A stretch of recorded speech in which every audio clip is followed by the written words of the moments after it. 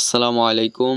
আমরা দীর্ঘদিন 11, 12 এবং 13 ফুট খাম বানিয়েছি। আজকে আমরা 10 ফিট খাম বানাবো তারের। 10 ফিট খাম বানানোর জন্য আমরা 1 বস্তা সিমেন্টের ঢালাই ফেলে নিলাম। আমরা সবসময় মূলত আসার পর 2 বস্তার ঢালাই ফেলি সকালে, কিন্তু এখন যেহেতু বর্ষার সিজন তাই আমরা 1 বস্তা সিমেন্টের ঢালাই ফেলি। 1 বস্তা সিমেন্টের ঢালাই ফেললে যদি আমরা খাম নাও বানাতে পারি তারপরও আমাদের কোনো সমস্যা হয় না। এটার কারণ হচ্ছে আমাদের যে পাট আছে আর খুঁটি আছে এগুলো ভরলে 1 বস্তা সিমেন্টের ঢালাই শেষ হয়ে যায়। এর জন্য আমরা এখন বর্ষার সময় সকালে আসার পর 1 বস্তা সিমেন্টের ঢালাই ফেলি। ঢালাই ফেলার পর আমরা ভালো করে মিক্সার করে পানি দিয়ে রেখে দিলাম। তারপর আমার বাবা বুড়া বানাচ্ছিল, আমি মাথার রড পেপার কেটে রেডি করছিলাম। এছাড়া আরো অন্যান্য যে ছোট ছোট কাজগুলি থাকে সেগুলো করে নিচ্ছিলাম। এই কাজগুলো করার পর আমরা ফর্মাতে কালি দিব। যেহেতু অনেকদিন যাবত ফর্মাটা পড়েছিল বা কোনো কাজ করা হয়নি, তাই আমাদের এটা পরিষ্কার করে কালি দিতে একটু কষ্ট হয়ে গেছিল বেশি। তারপরও আমরা এটা পরিষ্কার করে কালি দিয়ে রেখে দিলাম।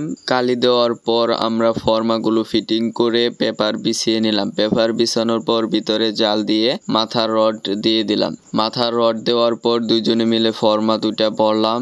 যেহেতু আমাদের একটা জাল আগে থেকে পড়েছিল 8 ফিট, তাই আমরা এই জালটা শেষ করার জন্য 8 ফিট খামটা বানিয়ে নিলাম। এখন প্রায় বৃষ্টি হয়, তাই আমরা যে খামগুলো বানাই সেইগুলো টানতে বা পানিটা শোষণ করতে একটু দেরি হয়। এর জন্য আমরা বেশি করে পুরা দিয়ে রেখে দিলাম। রেখে দেওয়ার পর কিছুক্ষণ পরে যখন হালকা একটু পানিটা টানবে আমরা খামগুলো খুলে নিলাম। 2টা খাম বানানোর পর আরো 2টা বানালাম। এভাবে 5-6টা খাম বানানোর পর যখন দেখলাম যে হাত দিয়ে নাগাল পাওয়া যাবে না, তখন ফিনিশিং দিয়ে নিলাম। এইভাবে দুপুরের খাবার খাওয়ার আগে আমরা 10টা খাম বানাতে পেরেছিলাম। 1 বস্তা দিয়ে 10 ফিট 10টা খাম হয়। 1 বস্তা সিমেন্টের ঢালাই শেষ করে আমরা দুপুরের খাবার খাওয়ার জন্য বাড়িতে চলে যাই। খাবার খেয়ে এসে আরো 1 বস্তা সিমেন্টের ঢালাই ফেলি। তখন আবারও ফর্মাতে কালি দিয়ে নিই। যেহেতু আমরা ফর্মাটা খুলবো না, ফর্মা থেকে খামটা খুলবো না, সেই জন্য আমরা আবারও কালি দিয়ে নিলাম। কালি দেওয়ার পর আরো এইভাবে 2টা করে